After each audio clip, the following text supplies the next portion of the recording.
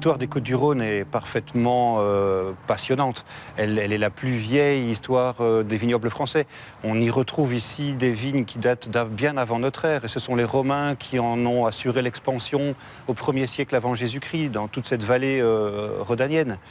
On retiendra de cette époque romaine les arènes de Nîmes, le pont du Gard, Vaison-la-Romaine, qui sont des sites aujourd'hui excessivement reconnus et excessivement visités.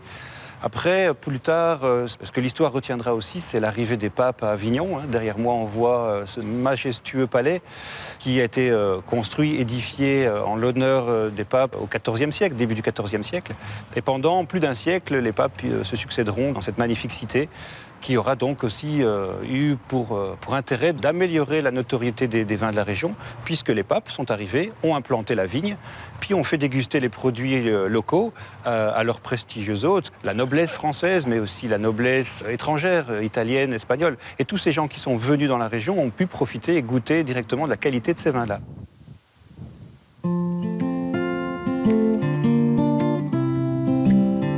Les temps modernes n'ont pas toujours été favorables pour les Côtes-du-Rhône.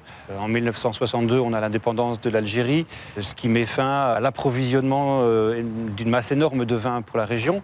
Et il a fallu donc ici compenser ce manque de production par une production à l'hectare accrue. Et du coup, on s'est retrouvé avec des vins du Rhône, surtout en appellation régionale, qui étaient de petits vins un peu dilués, sans trop d'intérêt. Ça concerne les années 60, 70, 80. Et il faut attendre dans les années 90 pour avoir un renouveau, pour avoir des vignerons qui ressortent un petit peu de leur terroir, montrent avec fierté quelles sont les capacités que le terroir ici possède et valorisent leur production. Et ces dernières années, on voit par exemple des Côtes-du-Rhône villages passer en cru, comme c'est le cas pour Vin Sobre, Rasteau, ce qui prouve bien qu'il y a une mise en évidence du potentiel de la région.